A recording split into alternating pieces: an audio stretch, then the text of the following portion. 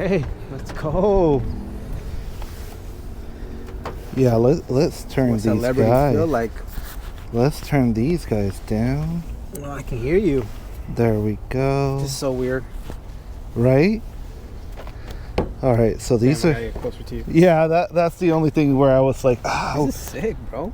But you hear the audio quality is it's good. Oh my goodness. Yeah, because it's always like a Is that struggle. how I sound? Yeah, and I love how Kinda easy falling it in love is with to myself set right up. now. How easy it is to set up. That's my It's been big. like 3 hours for him to set up. It's been easy. Oh my god. Don't hold on, hold on. on. Hold on, I need to record that so we could have that in little clips. But yeah, Bro, so I'm like that the whole time, so I didn't think that this is gonna go away. I just watch my profanity, bro, and then I'm like that all the time. all right, so I know I'm Homeboy, horrible are you with recording names. already? No, not yet. I hope you are. Told me I that he should. researched I beforehand. Dude, like you could ask me like, hey, what's his name? I don't know. Sure. What kind of car is he running? Well, he's got the home development and he had to do this and that. Nah, okay. I got that. Te la paso. All right. Is it bilingual or try not to, right? I mean, why Kids not? went to public school, so I didn't get yeah. that Spanish class. Good. Most of the people that like my biggest audience is in the Northeast, so we have a lot of Puerto Ricans. Oh, okay, cool. So cool. yeah. Let me know how I'm doing the audio because it's definitely No, you're good there. Yeah, I'm a little low. There we go. low. Yeah, I think we're good there. All right. All right. I'll put my Batteries on. my hour timer so that we don't go like crazy. Mm-hmm. So I can talk for days. I like these one-on-ones. I'll let you start it.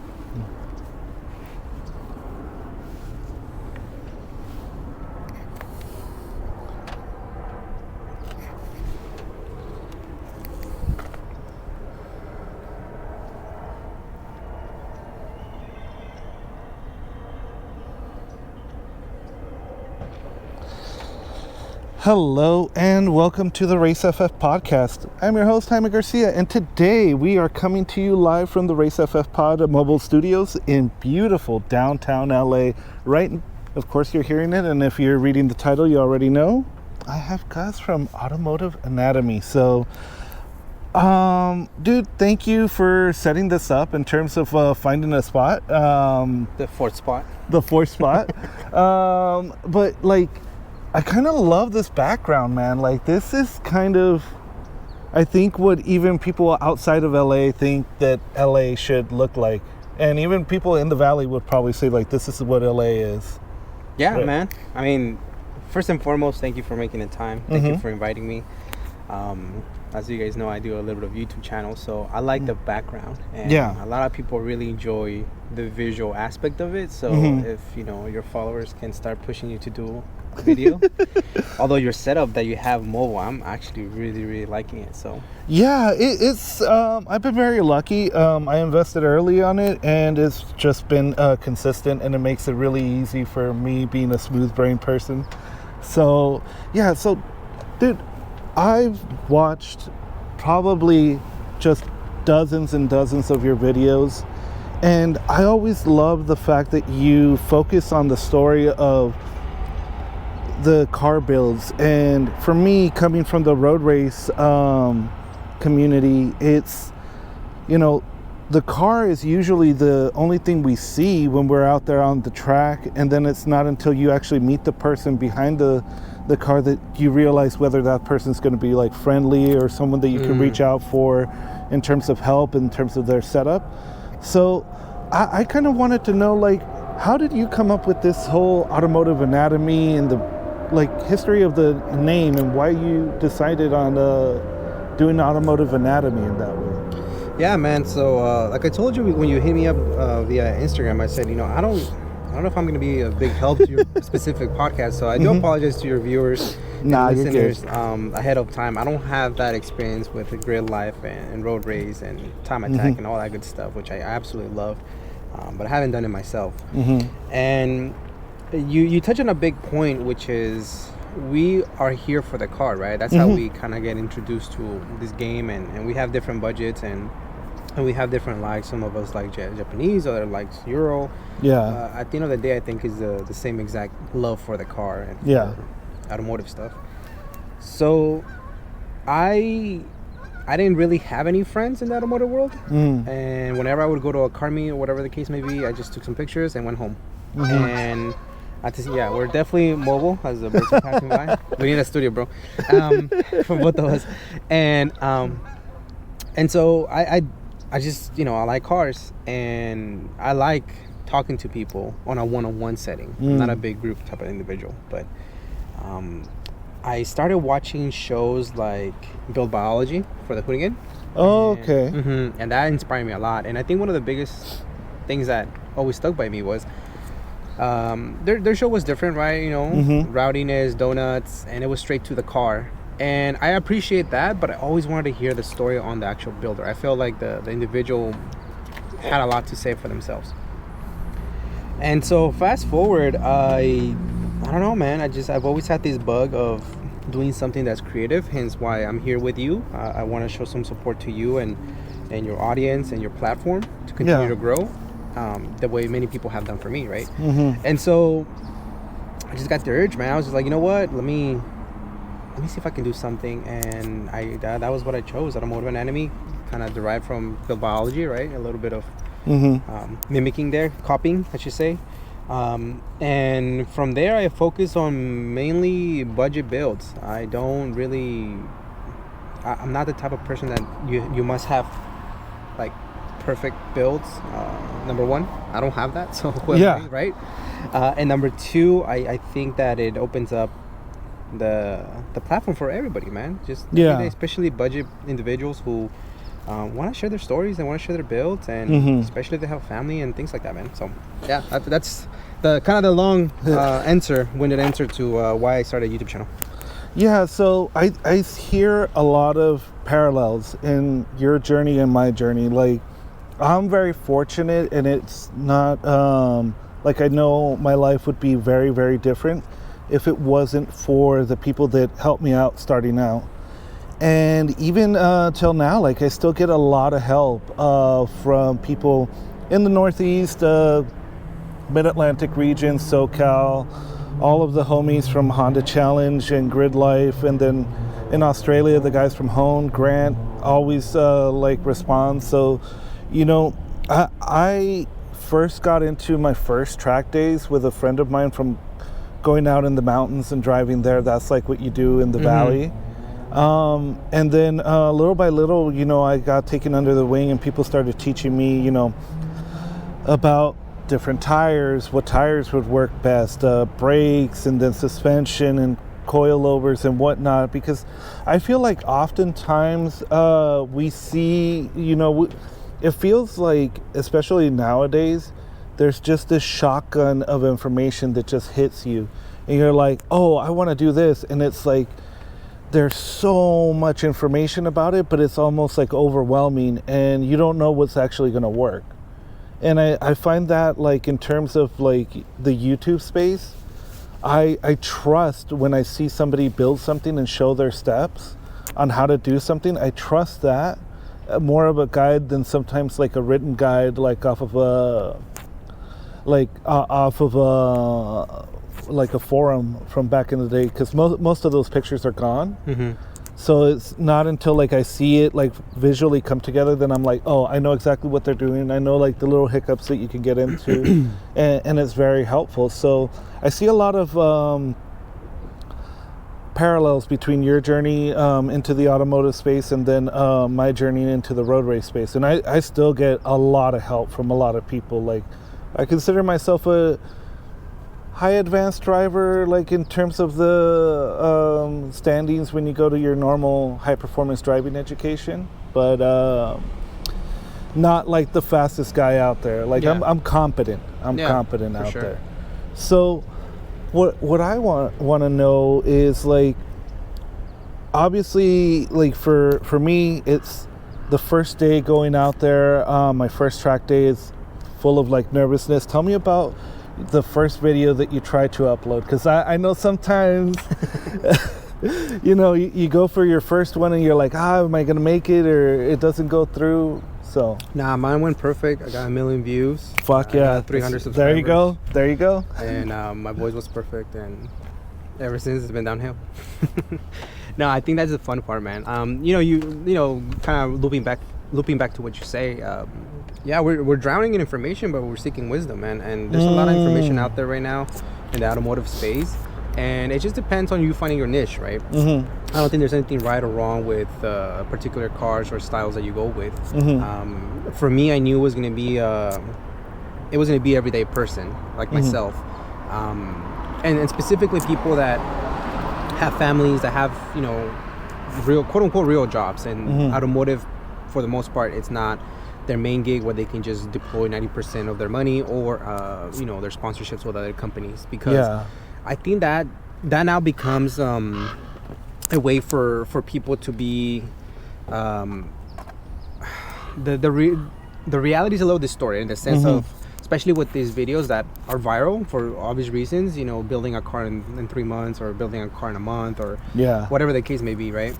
And so I'm a victim of that as well, man. There's times I get FOMO and I'm just like, damn, like how come my car doesn't look the way it is? Or I should be able to do X, Y, and Z. And the reality is that all of us have different goals, and we have different things that we aspire to. And so when I decided to make the first video, dude, it was nerve-wracking. It was actually on my coupe. This is my other sedan, and I'm a huge Accord guy. And I did it in my coupe, and it was, the car is still raggedy, but it was really, really raggedy back then. And but I was just super proud of it, man. Super proud of it. It got, it's been there for me for schools and faces in life and good and bad situations. And so for me, it was just continue to get the stories. And I think hopefully I'm coming across as genuine as I can be. I am the guy off and on the camera. The big difference is I cuss way more outside the camera, to be honest with you. But I'm the same dude, man. And that's just kind of my goal, is to continue to make videos for everyday individuals that, in 5-10 years, they can look back and be like, damn, my car looked like that at that point. And in the same way, I'm also selfishly doing it for me. I have a 2-year-old son, and he's absolutely the greatest, anything in the world for me.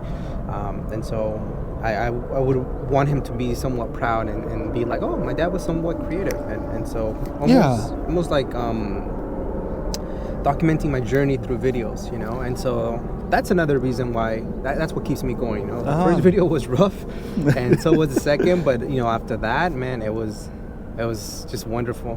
I'll tell you one funny story. All right. When you're when you're starting, right, it's kind of hard to kind of find your groove. Well, not even that, dude, but like find your traction. How do you approach somebody and be like, yo, I got I got a YouTube channel, but it's like no subscribers and no videos, right? So so I remember I did my first video, I uploaded it, and then I was like, now what? And it just so happens that down the street from my house, there was a Datsun meet. Oh. And so I was like, my wife was like, just go and check it out. So I went, and I didn't lie. I did have a YouTube channel, and I did have one video uploaded. And I told a couple people, when I have a YouTube channel, I interview people, would you, and so my first video was me. Second was a 240 at the actual car meet, and then another 620 truck. And then after that, a couple other 620 trucks. So the Datsun guys are the ones that, helped me out first. Damn, Datsun. Yeah, bro. So it's just, I didn't lie. I had a YouTube channel. So. Hey, you didn't misrepresent yourself. But I mean, I like it. I like it. You shot like kind of high. And honestly, like I have a similar setup where like I started the podcast, and really early on I was able to get a guest that I probably had no business getting. But like that guy's like, I think he still has like the best automotive in terms of like road racing stories. Who's this? Ryan Eversley. Okay. So he runs a podcast called Dinner with Racers. Oh wow, okay. And he's had Mario Andretti, but just like legends on there. He hasn't me on, so I mean, he's missing me. I mean, yeah, that's true. I haven't seen me drive on the 22 freeway. So once he sees me, I'll be at the dinner with him. There you go. Hasn't seen me miss third gear. Well, that's awesome. Yeah. But yeah, like I got him, and I remember my good friend Adam Jabay, who's the co-founder of Grid Life. He was him and I were like messaging, and I'm like, dude, I just recorded with Ryan Eversley. He's like, dude, you've done like 4 podcasts. How'd you get Ryan Eversley? I'm like, I don't know, I've just been talking to him on Instagram, and he went like, golfing together. But like that's always been like something that's kind of cool, and that's great that the Datsun community or that meet like welcomed you in and had that. And I think that's kind of one of the things that keeps me going back to the track. And that is, you know, like I've gotten so much help from people out on the track where it's like, you know, everybody's biggest fear is like, what if something breaks? And I'm just like, fuck, like, you know, we have an idea of like, okay, what if I like mess up a tire or wheel breaks or a rotor breaks? And there are just so many people that are down to help you, that are like, hey, all right, let's go to the AutoZone. I'll give you a ride. You could go and get the part that you need, and then we'll get you going and heading back. And it's just been that kind of a community that makes it really, really safe for me to go out there and expose myself to that kind of like, you know, I guess for lack of a better word, like that danger of like fucking up. So I know that I have like people there that are willing to come and help me out. And you know, it's kind of exploded more to me going to the East Coast, because I don't know about you, but like I am that stereotypical American that doesn't really go outside of his area. Like before getting into the road race community, I never thought about going past like Nevada to the East Coast. Like, damn, you went to Nevada? That's far. Vegas, dude. We all done Vegas as drunken college kids. So yeah, and it's the fact that I can go over there and I'll find people who are willing to, you know, let me crash at their place, lend me a freaking car even to do like a track day, even if it's a like a lunch experience or whatnot. So yeah, I've been incredibly lucky, and it's been very, very rewarding. But part of that is that I also remember that I need to do that for whoever else is there. Because, and this is kind of like the reason why I wanted to like kind of work with you, is that I think about how I was where I didn't know anything about the track. And it's like, that seems so far and away from me, because you know, when I started out, there really wasn't like a lot of YouTube stuff to get you going. Obviously, it's different now, but it's still like, if you go out to the track, who do you know that might be friendly enough to help you? You know, I got a lug nut that's cross-threaded. Can you help me like knock it out or do something? And you know, that's kind of I feel like unnerving for a first-time track day person. So I want to be, you know, that resource for them to go ahead, and maybe I'm not in their region, but I know someone in their region, and they can go to a track day and have people there. Yeah, it's funny you say that, because that's a big piece of the puzzle for me, and I think that's why the channel has resonated with so many different people. And you know, I'm just as I'm speaking, I'm thinking of so many people that have been super appreciative to lend me their time, which is more, you know, the most valuable commodity and asset that we have.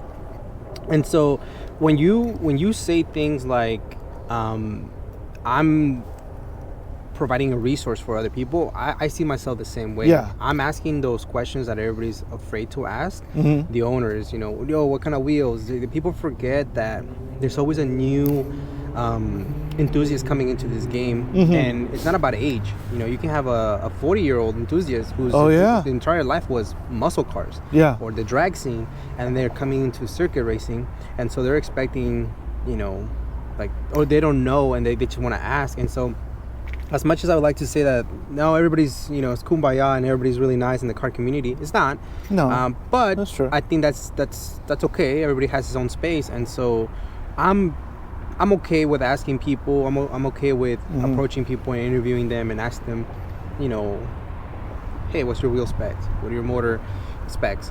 And obviously the owners are kind enough to share, because it's a lot of headaches, money saved, and just education that they're providing for other people, and that's super cool.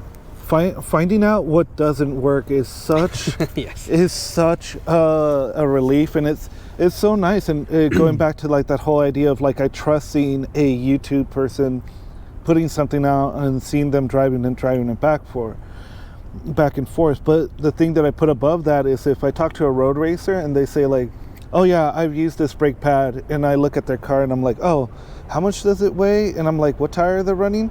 Oh, that's stickier and heavier than me. I'm more than capable of running that pad and not having any issues. And there's so many things that are like in the car community going with like almost feel, because you know there's like when it comes to tires, like there's the federal RSRs, RR whatever spec thing, RRR. Add 3 more. Exponent 5. And it's not until like you talk to somebody that runs them that they're like, yeah, they're good tires, but they're a lot of shit. They're gonna make you think that your wheel bearings are bad, and like when you're driving down there, it's just that howling noise. And if you're not knowledgeable about that, then you're gonna drive and you're like, dude, I fucked up my car. Yeah, like, I did it wrong. Yeah, I did something wrong. And other things like finding off offsets, what's gonna clear a stock fender. And it's like, how low can you really go with this XYZ setup? Always go lower. Always go lower. That's the answer. I mean, you want to keep it functional? You want to keep it functional? What's wrong with it? Have you seen JTCC? My boy, they're tucking 19s. I mean, yeah, but they're not driving in LA. Hey, it comes with the territory, you know. Yeah. All my homies that drive static, man, I give them props because it's like, damn, bro, how you do it? But no, I get it. Yeah. Functionality. Yeah. So and there's just like, it's nicer to see like a path being made, and then you can focus on what you want to try and experiment within there. And you know, maybe there's something that you're thinking that doesn't really line up with the known knowledge, and you want to measure and see how far you can push out there, and there's more room to grow, and you can figure that out. But I find, especially being in the road race community, that cheat sheet of knowing what isn't going to work, and where you can cheap out and where you can't cheap out, and that's been very helpful. No, yeah, absolutely. And you know, one of the things that I've always get pushed by some of the viewers is you gotta take your car to the track. You know, you have all these stuff, and I hear you guys, and I definitely do want to. I think that's I mean, at least my personal belief, it's there's plenty of people that are hosting events that make it safe and inviting. At the top of my head, you know, my buddies from Doghouse Garage, they continue to host track days, and they separate you know, drivers by levels, and level 1, you know, novice, amateurs, whatever you want to call them. They make sure that, you know, they understand the track and the safety behind it. So there's definitely support. So I definitely do in the future want to do that. You know, I think I'm also very unique in the sense of I have an automotive channel, right? I'm not super mechanically inclined. I mean, I can take an axle and alternator, things like that, you know. But like, if you tell me, hey, I'm gonna swap the car, and then you guys get into the intricate levels and OBD1, OBD2, and then you guys are just, I don't know what you're talking about. And so that's another reason. Sorry, that's another reason why I also did the automotive channel, because I want to learn more about cars. I still don't know. But after 7 years or whatever, how many years I've been doing this, I know a little bit more, and that makes me happy. Yeah. So here's the story. I don't know if I've actually talked about this. You haven't. So probably not. So my first car was a '93 Civic DX. Okay. I got it from my aunt, and I was going back and forth to Dominguez Hills. That was my college over in Carson, and I would drive back on the weekends in Silmar, San Fernando Valley area. And my first, like, I didn't know nothing about cars. Like, I worked with my dad, and he did automotive detail. So, like, I could clean it, and I could take the interior out. Like, I could unbolt anything and have that done in like 30 minutes. Take the seats out, carpet out, pressure wash it, clean it, do all of those things. But if you ask me, how do I take a wheel off, or how do I do XYZ thing, I'm like, I don't know. So there was one day where I went to start my car and it wouldn't start, and I was just like, what the hell's going on? And it made me feel like so dumb. You know that feeling where you're just like, I can't get something to work? And I'm like, it's got gas in it. I think it's got oil in it. Like, I don't know what's wrong with it. And I remember my dad had to pay for a tow truck to get it towed from freaking Carson City to the Valley, and then when he got it over here, he's like, it started right up. What was it? It didn't have enough fluid in the clutch master cylinder. And I was just like, oh man. And I'm like, dude, that's like a $3 part. Like, and ever since then I've been trying to learn more and more, mainly out of that like guilt, you know, that you feel not only when you are doing something that you can't fix it and you can't get it done, but especially when it's something like so simple. And for me it was like even worse that like my dad had to pay money to get the car towed, so it's that shame that you're like, I did something that no sabes hacer nada. Yeah, that like that like shame and guilt made me like, man, I need to learn, I need to do better. And ever since then I've been like little by little moving up. And yeah, like I'm not ASC certified or anything like that. I can do axles. I've learned now how to get comfortable enough to swap out bearings in the transmissions. I've done engine swaps, but to something that's like native to it, like D series to D series. Just plug in, plug out. Yeah, plug in, plug out. I'm not doing any like crazy wiring stuff, but I'm getting to the point where I feel like I can easily do that. And if not, there's like a pathway for me to find the answer. Absolutely. I think, one of the things that I always get from my buddies is they're always telling me like, guys, you can do it, right? You can do it. And I think that motivation does help. And I've seen, different people, my buddy Brian, who also has a YouTube channel, Slamball Build. He's been building his Civic and doing all these crazy things and brake lines, and he's like, I'm doing it for the first time, and it's coming out really clean. So I do believe that there's like a genetic thing where there's some people that just are mechanically inclined. Like, yeah, absolutely. I don't care what you tell me, bro, but those guys exist. Yeah, you see it because they can't read a freaking any type of novel, but homies, you give them an engine that is just scatter, and you give them a couple manuals and they put it back together. I'm like, how do you do that? And they're like, I don't know, I don't like to read. I'm like, you just read all this. So that's one. Mm-hmm. Number two, for me, I do feel the same way, like you said, the lack of vulnerability, or more like, man, how come everybody else can fix this thing and I can't? So let me try it. Mm-hmm. and it's never, I think once or twice where like a job that's supposed to take 10 minutes actually took 10 minutes. Yeah. I always run into something, bro. It's not even the funny, like it's not even, and it's always like self-inflicted wound, but I do try to tinker with my cars, not too much. Mm-hmm. But it that's what it is. You gotta put your hands, to work. And at the time, it's funny enough, now that I have a garage, I just had it for about a year and a half. Yeah. 2 years. Prior to that, I always worked on the alley. I always worked in the street. Yo, and what's up, homie? That's what it's all about. But that would motivate me to finish whatever I was doing, because the car has to be moved. Yeah. And now, ironically, now that I have the space, now I'm getting lazier. I'm like, I don't want to touch this car, because if I don't know how to do it, it's going to stay there for a long time. Yeah. So it's counterproductive in that sense, but I'm more of a visual learner. Mm-hmm. Same. So that's the thing, man. Like, people are like, hey, just watch videos. I'm like, okay, I'm watching videos, but these dudes on YouTube, they always make a video like 7 minutes long, and then when you're there trying to do it, it just takes you 50 minutes to get through the first step that they mentioned. So you're like, hey, how'd you get this one bolt out on this one? Because this was mother. Like, I would love if they would show like sometimes version. Like that's why I kind of like Chris Fix's stuff, because he shows like each bolt being unbolted, and sometimes you need to know, wait, is he using a wiggle on that one? Yes. Because they're like, hey, is this like, how's the easy way to get this up? Because you're like going back and forth and figuring out which one of these sockets is on. I'll tell you this, my I consider him a friend, and he's also my mechanic. He's my go-to guy. His name is Francisco Mata, and he's out in the Inland Empire, and his shop is FM Spec. My guy knows specifically Hondas left and right, and one of the examples I had, one of my air conditioning went out, my compressor, I believe, many years back.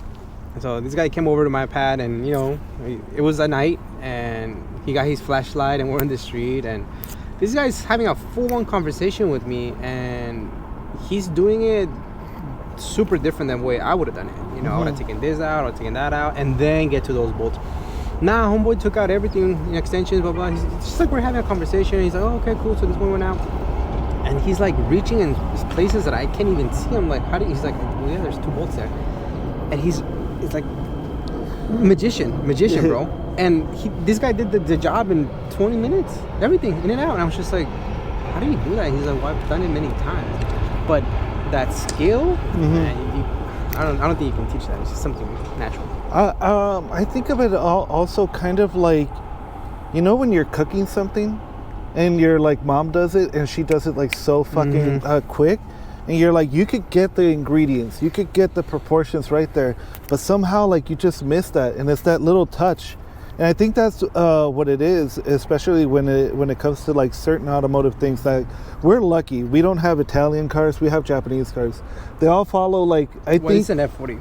Yeah, there you go. For those viewers, there's an F40 right in front of us. Yeah, there we go. Take my word for it. It has a Honda Accord badge, and it looks like a 95 Honda Accord sedan, but it's an F40. Yeah, it's an F40. Yeah, for sure, for sure. The first sedan F40. There you go.